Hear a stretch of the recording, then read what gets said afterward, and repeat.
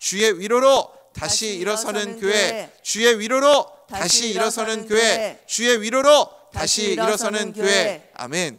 하나님의 말씀을 통해 다시 위로받고 회복되고 일어서는 우리 모든 성도님들의 가정과 삶이 되시기를 주님의 이름으로 축복합니다.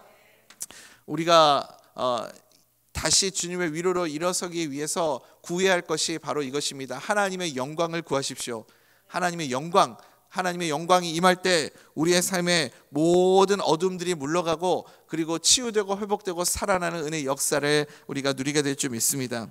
하나님의 영광이 임하는 곳마다 승리가 선포되고 하나님이 도우시는 은혜를 우리가 체험하게 될 줄 믿습니다. 왜냐하면 하나님은 우리의 피난처가 되시고 산성이 되시기 때문입니다. 그래서 하나님께 피하는 자는 구원이 임하게 된다. 하나님께 피하면 하나님이 우리에게 구원의 은혜를 베풀어 주신다. 여러분 믿으십니까? 그것을 우리가 지난 시간 함께 나눴던 내용입니다. 이 위로의 말씀을 통해서 우리 모든 성도님들의 가정과 우리 대전 명성교회가 다시 일어서게 되기를 주님의 이름으로 간절히 소원합니다. 그런 의미에서 우리의 이번 주 요절 말씀 나홈서 1장 7절 말씀, 여러분 아직도 못 외우신 분들 계십니까? 우리 한번 외워볼까요? 다 외우고 계시죠? 나홈서 1장 7절 말씀. 아직 못 외우시는 분들 계시면 네, 괜찮습니다. 여러분 그냥 이렇게 앞에 나와가지고 서서 외울 때까지 오늘 집에 못 돌아가시면 다 외우시겠죠? 네, 우리 한번 외워보도록 하겠습니다. 시작. 여호와는 선하시며 환난 중에 그는 자기에게 피하는 자들을 아시느니라. 우리 다시 한번 해볼까요? 죄송합니다. 제가 다른 성경 구절하고 순간 헷갈렸네요. 다시 한번 외워봅시다. 시작. 여호와는 선하시며 환난 중에 산성이시라. 그는 자기에게 피하는 자들을 아시느니라. 우리 눈을 감고 한번 해볼까요? 시작. 여호와는 선하시며 환난 날에 산성이시라. 그는 자기에게 피하는 자들을 아시느니라. 아멘. 하나님은 선하신 하나님이심을 믿으시죠? 지금 우리가 걸어가고 있는 인생의 과정 가운데서는 이해, 납득, 공감, 해설 아무것도 되지 않는 상황이라 할지라도 하나님은 선하시다. 그것을 우리가 믿고 가면 반드시 모든 것이 합력하여 하나님의 선을 이루어가는 그런 은혜를 누리게 될 줄 믿습니다. 하나님은 선하시다의 그 선하시다의 의미는 무엇이냐면 언제나 마지막을 좋게 하시는 하나님이시다라는 거예요. 하나님은 마지막을 좋게 하시는 분이시다. 그러니까 과정 가운데 우리는 다 몰라요. 그렇지만 하나님은 마침내 모든 것이 합력하여 마지막을 하나님의 선으로 완성시켜 주시는 분이심을 여러분 믿으시기 바랍니다. 그리고 환난 날의 산성이 되십니다. 우리의 인생 가운데 피할 수 없는 시간들 있잖아요. 환난이 없는 사람은 아무도 없죠. 인생에 반드시 환난들이 찾아오는데 하나님을 알지 못하는 사람들은 피할 곳이 없고 도망갈 곳이 없고 내가 나의 삶을 지켜야 되니까 얼마나 두렵고 불안합니까? 그런데 언제나 우리는 도망칠 곳이 있잖아요. 피할 곳이 있잖아요. 하나님께 피하면 무조건 구원의 은혜가 임합니다. 환난 날에 우리의 산성이 되시는 주님께 피하면 하나님은 나를 모른다 하지 않으시고 내가 너를 잘 알지, 내가 너를 기억하지 하시면서 자기에게 피하는 자들을 아신다. 그렇게 우리에게 말씀해 주십니다. 이 위로의 말씀으로 다시 일어서는 우리 성도님들의 삶이 될 수 있기를 간절히 소원합니다. 이 말씀을 붙잡으면 그 어떤 악한 대적이 찾아와도 능히 승리하게 될 줄 믿습니다. 마틴 루터도 이 말씀을 붙잡았다고 하잖아요. 이 말씀을 매일매일 묵상하고 이 말씀으로 그렇게 거대한 거인과 같은 로만 카톨릭과 그렇게 대적하면서도 거기에서 실패하지 않고 물러서지 않고 그렇게 끝까지 싸울 수 있었던 힘이 어디에 있습니까? 바로 이 말씀에서 위로받고 힘을 얻고 능력을 얻은 줄 믿습니다. 지금 우리의 인생 가운데도 각자마다 다 나름의 어려움과 고난과 환난과 힘듦이 있지 않습니까? 하나님이 우리의 산성이 되십니다. 하나님은 우리의 피할 바위가 되어주시고 그래서 피하는 자를 모른 채 하지 않으시고 반드시 우리의 도움이 되어주시는 줄 믿습니다. 그렇게 하나님의 은혜를 경험한 자, 하나님의 구원의 은혜를 먼저 받은 자, 너는 복의 근원이 될지니라. 우리가 복을 받고 하나님의 은혜를 받고 거기서 끝나면 안 되겠죠? 그 다음에 아브라함에게 주신 복이 뭐예요? 너로 말미암아 모든 민족이 복을 받을 것이니라. 믿으십니까? 우리를 통해서 하나님이 무엇을 원하시냐면 화평케 하는 발, 복음을 전하는 발, 화평을 전하는 발이 되라 말씀하셨죠. 그래서 이 말씀을 출애굽기 표현을 빌리면 뭐라고 그랬죠? 제사장 나라가 될지니라. 또 사도행전의 표현을 빌리자면 내 증인이 되리라 라는 거예요. 언제나 하나님이 우리에게 먼저 은혜 주시고 먼저 우리에게 구원을 주시고 그 다음에 우리를 통해서 화평을 전하는 발이 되게 하십니다. 그래서 우리가 가는 곳마다 우리는 예수의 이름으로 모든 결박을 끊어버리는 마귀의 권세를 멸하는 해방자의 사명이 있다. 여러분 믿으십니까? 가는 곳마다 자유하게 하는 모든 결박을 끊어내는 그런 해방자의 사명이 우리에게 있음을 여러분 믿으시기 바랍니다. 그것이 바로 아름다운 소식을 전하는 발, 복음을 전하는 자의 모습이라는 거죠. 나홈 선지자 같은 마음으로 이렇게 다 멸망할 백성들을 향해서, 그래서 우리 지난주 마지막 시간에 코리텐붐 함께 나눴잖아요. 네덜란드 사람인데 유태인들 도와주다가 그렇게 감옥에 갇히고 온갖 고문과 고초를 당하고 마지막에는 그렇게 아주 심한 학대도 받고 그랬는데, 그 해방하고 나서 다시 독일에 가가지고 복음을 전하고 자기 고문했던 그 사람을 다시 만나서 그 사람까지도 위로하고 그 사람에게 복음을 전했던 요나의 그 사명을 뛰어넘은 사람 아닙니까? 요나는 니느웨 원수가 싫어서 도망치고 다시스로 도망가고 마지 못해서 그렇게 하나님의 말씀을 전했었는데, 이 코리텐붐은 그 요나의 믿음을 뛰어넘어서 사명을 다해서 생명을 다해서 그렇게 복음을 전했던 그 모습을, 아름다운 모습을 우리가 기억하지 않습니까? 우리도 마찬가지죠. 나홈 선지자 같은 마음으로 멸망할 백성들, 나 증거하지 않으면 그 사랑 모르리, 우리가 전하지 않으면 이 사람들은 멸망하는 길로 갈 수밖에 없는 것이죠. 그들에게 나아가서 그 영혼들에게 생명줄을 던져 건져내어 살리는 그런 예수님의 마음이 우리에게도 있기를 간절히 소원합니다. 우리도 복음을 전하는 발이 되어야 한다. 그게 굉장히 중요하겠죠. 지금 2장에 기록된 이 아수르, 지금 나홈 선지자가 아수르를 향해서 지금 니느웨를 향해서 메시지를 증거하고 있는데, 이 나홈 선지자의 메시지를 받고 있는 니느웨 백성들은 이 나홈 선지자의 말이 하나도 와닿지가 않았습니다. 왜냐하면 지금 나홈 선지자가 메시지를 전하고 있는 이 시점이 아수르의 최전성기였기 때문입니다. 가장 강력했던 시기였기 때문에 그렇습니다. 제가 어저께도 말씀을 드렸지만 최초의 제국이 아수르라고 그랬잖아요. 모든 힘의 집약체가 아수르입니다. 돈의 힘, 권력의 힘, 주먹의 힘, 병사의 힘, 모든 힘의 집약체가 이 아수르죠. 그러니까 세상의 모든 힘을 다 끌어다가 모아놓은 곳이기 때문에 너무나도 강력한 존재가 아수르 아닙니까? 도저히 무너질 것 같지 않은 제국, 영원할 것 같은 제국, 그런 것이 아수르죠. 이 나홈 선지자의 메시지를 듣는 사람들마다 마음속에 어떤 생각이 들었겠습니까? 설마 니느웨가 정말 망하겠어? 이게 말이 돼? 이건 하나님이라고 할지라도 아무리 하나님도 니느웨를 멸망시키는 건 불가능한 일이야. 이런 생각을 했다는 것이죠. 우리도 하나님의 말씀을 들을 때 때로는 이 현실과 말씀 사이의 괴리감을 느낄 때가 있지 않습니까? 정말 하나님의 말씀대로 살면 될까? 정말 이필림 목사는 현실을 몰라도 너무 모르는 것 같다. 우리의 삶에 이렇게 살아가는 게 말이 되나? 어떻게 사람이 하나님의 말씀만 붙잡고 살아갈 수가 있나? 이런 현실과 좀 괴리감이 느껴지는 순간들이 있죠. 오늘도 또 뜬구름 잡는 소리 하고 있구나. 그런데 그때 우리가 그럼에도 불구하고, 그런 생각이 들음에도 불구하고 하나님의 말씀을 붙드는 것을 뭐라고 하냐면 그걸 믿음이라고 한다고요. 그럼에도 불구하고 하나님의 말씀으로 살아가려고 하나님의 말씀 앞에 믿음으로 결단하는 하나님의 사람들 될 수 있기를 간절히 소원합니다. 그것이 우리가 유일하게 살 수 있는 길임을 여러분 믿으시기 바랍니다. 나홈 선지자는 이름이 위로자라고 그랬잖아요. 그래서 나홈 선지자를 통해서 전하는 증거되는 메시지도 위로의 메시지인데, 안타깝게도 2장에는 위로의 메시지라고 말할 수 있는 부분이 많지 않습니다. 1절부터 13절까지 내용이 다 어두운 내용들밖에 없습니다. 굳이 우리가 억지로라도 그 중에서 좀 밝은 면을 찾자면 2절과 13절이에요. 2절과 13절. 그래서 2절과 13절을 중심으로 말씀을 좀 증거하려고 합니다. 이 어둠 가운데 온통 이 어두운 메시지, 멸망에 관한 하나님의 심판에 관한 메시지밖에 없는데, 그 가운데서도 살 길이 무엇이냐, 하나님이 보여주시는 오늘 우리 특별사역위원회가 불렀던 찬송의 고백처럼 내 영혼의 한 줄기 빛과 같은 그 메시지가 무엇이냐? 오늘 우리가 읽은 나홈 2장에서 제일 중요한 핵심 구절 2절과 13절에 그 내용이 있습니다. 2절에서 강조하는 키워드는 영광입니다. 영광. 하나님의 영광이 있으면 산다. 믿으십니까?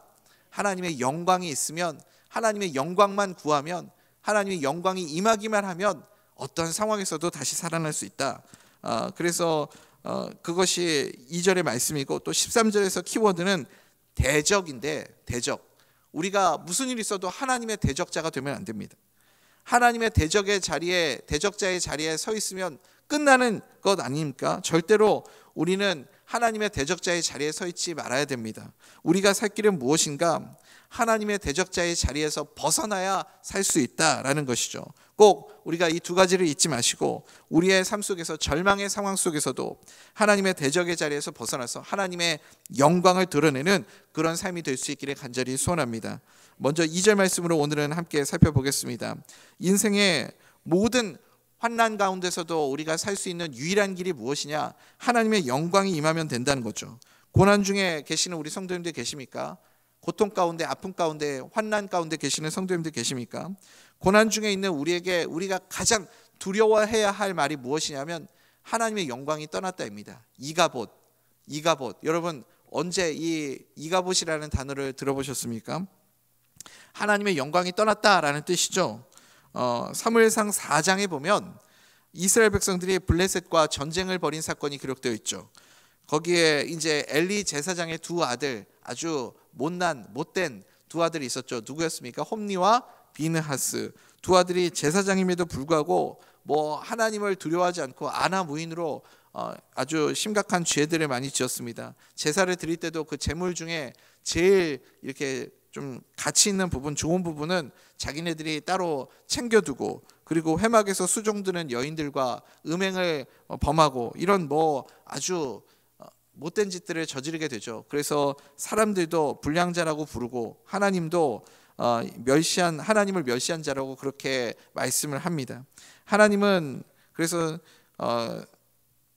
이 엘리 제사장의 가문을 하나님께서 끝내시기로 그렇게 마음을 먹으시죠. 그리고 블레셋과의 전쟁에서 이스라엘이 패배하니까 어떤 일을 장로들이 벌입니까? 장로들이 하나님께 물어보지 않고 자기 뜻대로 언약궤를 전장으로 그렇게 가지고 나가기로 결정을 합니다. 그리고 그 언약궤를 누가 운반을 했냐면 홈리와 비느하스죠.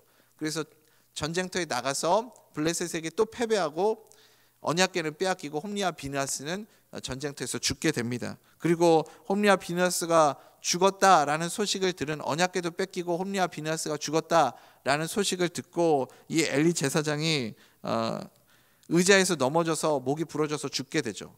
그리고 또 자기 시아버지도 죽고 자기 남편 비느하스도 죽었다라는 소식을 듣고 이 비느하스의 아내가, 엘리의 며느리가 해산 중에 그 소식을 듣고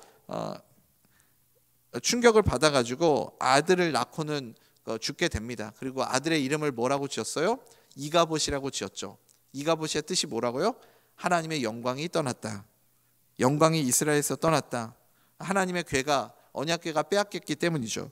사무엘상 4장 21절에 이렇게 설명하고 있습니다. 그래서 여러분, 우리의 인생 가운데 성도에게 가장 무서운 말이 무엇이냐면 이가봇이에요. 하나님의 영광이 떠났다. 영광이 떠나면 여러분 끝입니다. 지금 상황이 아무리 좋아도, 지금 우리가 어떤 형편의 모든 컨디션이 다 좋아 보여도 아수르처럼 영원히 멸망하지 않을 것 같은 그런 상황 가운데 있다 할지라도 영광이 떠나면 죽음과 같은 절망이 우리에게 찾아오게 되는 거죠. 그래서 우리는 하나님의 영광이 떠나는 것을 가장 두려워해야 됩니다. 그러면 반대로 우리에게 가장 큰 힘이 되는 단어는 뭘까요? 이가봇의 반대말이 뭐죠? 하나님의 영광이 임한다. 히브리어로는 쉐키나라고 하죠. 쉐키나는 원래 구름이거든요. 영광의 구름을 뜻합니다. 그래서 성막에서 예배를 드릴 때 하나님의 영광이 구름과 같이 가득 이렇게 채워지는 모습을 종종 우리가 설명하지 않습니까? 하나님의 임재를 상징할 때 이 구름을 이렇게 구름으로 설명을 할 때가 있습니다. 시내산에 올라갔을 때도 하나님의 영광의 구름이 그곳에 가득하게 임재하지 않습니까? 하나님의 임재가 있을 때 그 영광의 구름, 그것을 쉐키나라고 그렇게 말합니다. 이가봇의 반대말이 뭐라고요, 여러분? 쉐키나, 영광이 임하다, 쉐키나. 그래서 언제나 하나님의 임재의 구름, 영광의 임재가 있으면 우리는 상황과 형편과 상관없이 항상 살게 되는 줄 믿습니다. 언제 하나님께서 우리 가운데 임재하십니까? 하나님을 예배할 때요. 예배할 때, 예배 드릴 때 하나님의 영광이 임합니다. 그리고 특별히 신약 성경 말씀을 보면 누가 영광인가? 예수님이 영광이에요. 예수님이 영광이 되십니다. 예수님이 우리와 함께 계실 때, 임재하실 때 하나님의 영광이 우리에게 임하게 될 줄 믿습니다. 요한복음 1장 14절 말씀이죠. 말씀이 육신이 되어 우리 가운데 거하심에, 우리가 잘 아는 말씀인데 말씀이 육신이 되어 우리 가운데 거하심에, 그 다음에 예수님에 대해서 그 사도 요한이 뭐라고 설명하냐면 우리가 그의 영광을 보니, 우리가 그의 영광을 보니 아버지의 독생자의 영광이요 은혜와 진리가 충만하더라, 이렇게 설명하지 않습니까? 예수님이 영광이 되십니다. 예수님이 영광 그 자체이세요. 그래서 우리가 영광 가운데 산다라는 것은 무엇이냐면 예수님과 동행하는 삶, 예수님의 임재를 늘 누리며 살아간다라는 뜻입니다. 그러니까 그 어떤 실패의 상황이 우리에게 찾아오거나 절망의 상황이라고 할지라도 영광이 되시는 예수님이 나와 함께 하시면, 그러면 우리는 다시 살아나게 될 줄 믿습니다. 우리 늘 고백하잖아요. 하나님이 함께 하시면 됩니다. 믿으십니까, 여러분? 영광의 임재, 주님이 나와 함께 하시면 우리는 무조건 승리하게 될 줄 믿습니다. 왜냐하면 예수님이 영광이 되시기 때문에 그렇습니다. 요한복음 12장에 가면 또 영광이 무엇이라고 설명하냐면 예수님께서 인자가 영광을 받을 때가 왔도다, 이렇게 말씀하십니다. 그러면서 요한복음 12장 24절에서 아주 유명한 말씀, 우리가 잘 아는 말씀하죠.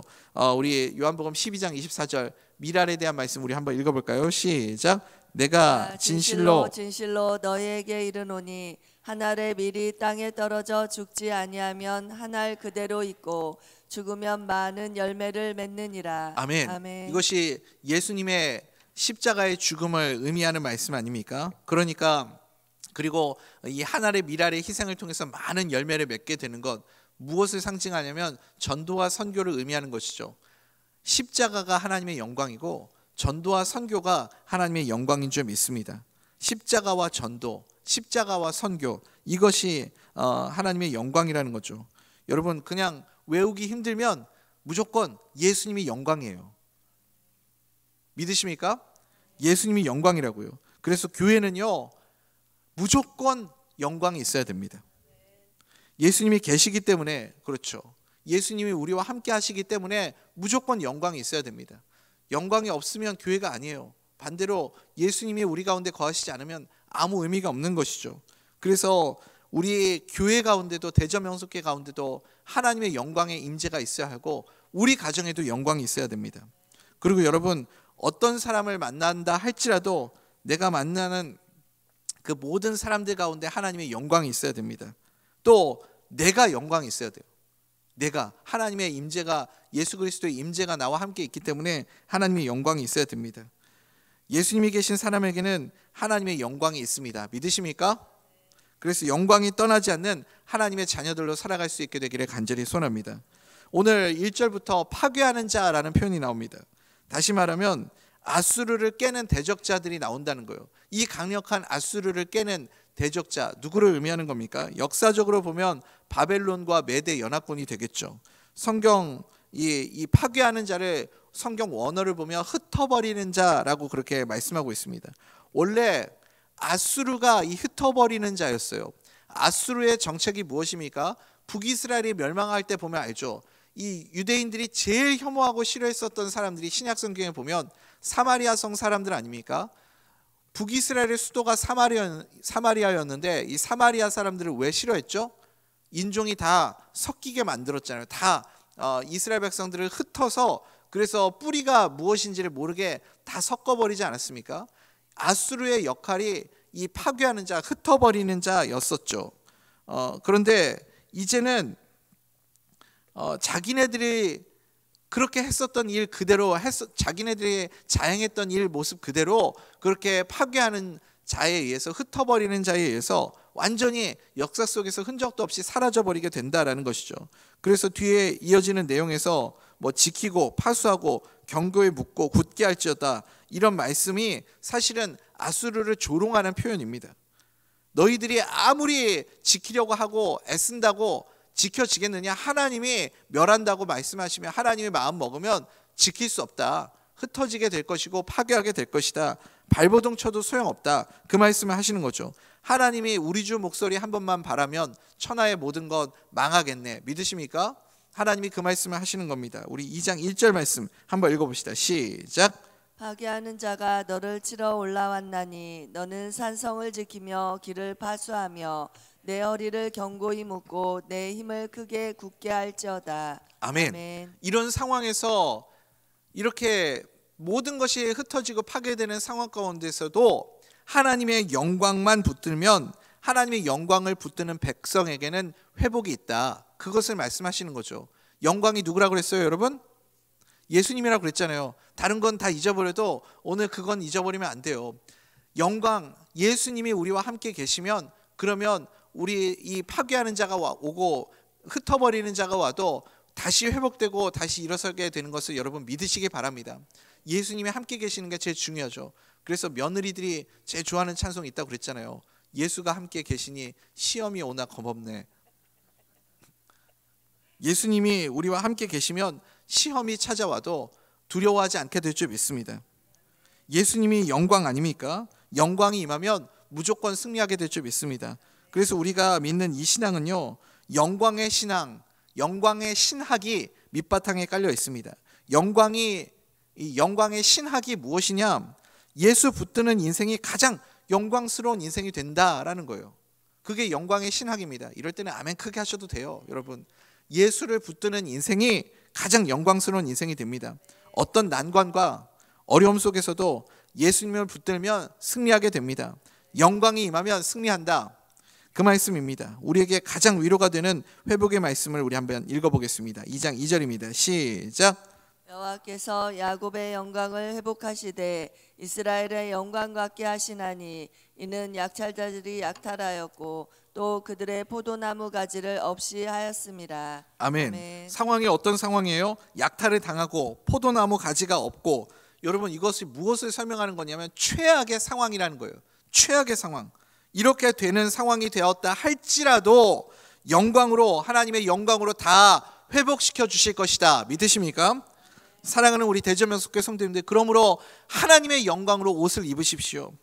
모세도 기도할 때 출애굽기 33장에 하나님이 너에게 무엇을 줄까 구할 때 모세가 무엇을 구합니까? 주의 영광을 내게 보이소서. 주의 영광을 내게 보이소서. 그렇게 구하지 않습니까? 모세는요, 영광의 신학을 아주 잘 알았습니다. 영광을 구하십시오. 예수님을 구하십시오. 다른 무엇보다도 오늘 이 아침에 여러분 하나님의 영광을 구하시고 예수님의 임재를 구하십시오. 여러분 우리 인생 가운데 하나님의 영광만 임하면 나머지는 저절로 다 그냥 따라오게 되어 있는 거예요. 저절로 우리가 구하지 않아도 하나님의 영광만 임하면 나머지는 하나님이 알아서 채워주시는 것이기 때문에 우리가 구할 것 딱 한 가지, 우리의 소원은 다른 건 아닙니다. 하나님의 영광을 내게 주옵소서. 그것을 구할 수 있는 우리 모두가 되기를 간절히 소원합니다. 모세와 같이, 모세도 다른 것 구하지 않았잖아요. 주의 영광의 임재를 내게 보여주시옵소서. 우리도 오늘 이 아침에 그것을 구하기를 원합니다. 우리가 딱 한 가지 붙잡고 기도해야 할 것이 있다면 주의 영광입니다. 하나님, 오늘도 나의 상황 가운데 포도나무가 없고 모든 것이 다 흩어져 버렸고 약탈자들이 나를 약탈해서 아무것도 가진 것이 없는 것과 같은 그런 최악의 상황이라 할지라도 오늘 다시 하나님의 영광을 구하게 하옵소서. 하나님의 영광으로부터 모든 것이 다 회복되고 살아나는 그런 은혜가 우리 가운데 임하게 하여 주시옵소서. 그 하나님의 영광의 임재를 통해 승리하는 하루를 살아가는 우리 모든 성도님들 되시기를 주님의 이름으로 간절히 소원합니다.